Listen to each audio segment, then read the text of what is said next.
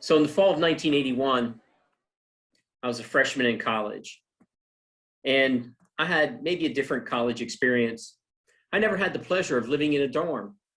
I was a commuter my first year, lived at home, and drove into class before I eventually got an apartment. So I never lived in a dorm, which means I was really slow to make friends because for the first couple of weeks, the only people I saw were the people that were in class because I would drive in, go to class, and come home. Well, I also went out for the wrestling team in college. And wrestling was the glue that made me a part of high school. It was also the glue that made me part of college. So I show up at the first wrestling practice preseason, very unorganized, but there's this old gray-haired man in there. And I didn't know who he was, but he was wrestling around with some of the guys and pretty much beating everybody up that he was wrestling with. He was the assistant coach. And I had on a Montreal Canadiens t-shirt because I was a hockey fan also. And he comes over and he goes, "Hey, kid, what's the H stand for?" In the middle of the C, there's an H. I said, "Stands for Hobbs, means habitants." He goes, "Good job. Not most people know what that is." Then he told me who he was. He was the assistant coach. Well, and I call him Brooke. His official name at the college is Dr. Landis, but Brooke kind of took me under his wing and made me a part of. Because honestly, I was a little intimidated because I didn't know anybody in the wrestling room. And I didn't know where my pecking order was either. All that had to be established, or at least I felt it did. So Brooke looked out for me, and he found out that I like to trout fish. And Brooke is a huge fisherman. So he asked me, he said, "Hey, kid, you want to come out fishing with me sometime?" Sure do. So he took me fishing. Now, I love to fish, but the only thing I knew how to do basically was drown worms. No one really ever showed me how to fish for trout.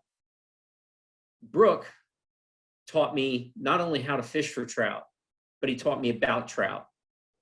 And the first time he took me fishing, he didn't fish, but he showed me where to cast, how to read the stream. And sure enough, I caught more fish that day than I ever did, but Brooke didn't catch a thing because he didn't fish. And I said something to him. I said, "You didn't fish." He said, "I will the next time." Well, we went fishing almost every week, the whole way through my college career. We fished all the time. He took me all over the state of Pennsylvania fishing. He took me to fish hatcheries. Like I said, he taught me about fish, which, hey, I studied biology. It's what I teach. It was right in my wheelhouse. For the first month and a half, it was always next time. Next time. So fast forward, I met Kim, the wife, and I became an instant father because she already had 4 children. And look, I don't know a whole lot about anything, and I certainly don't know anything about kids. They're not the same as dogs. So I started taking the kids fishing. And at first, I didn't really fish. And I remembered, next time. And in the before times, I took my adult daughter fishing.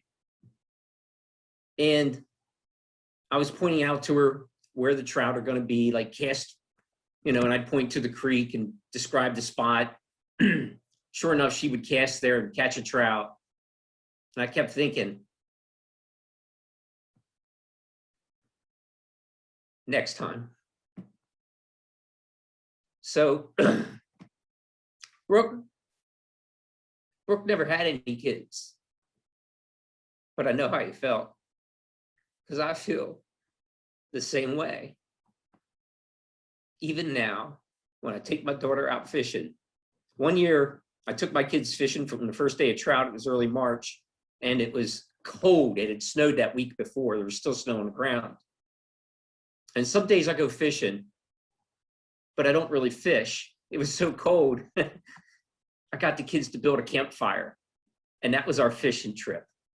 And I figured the next time we'll catch fish, but today we're building a fire.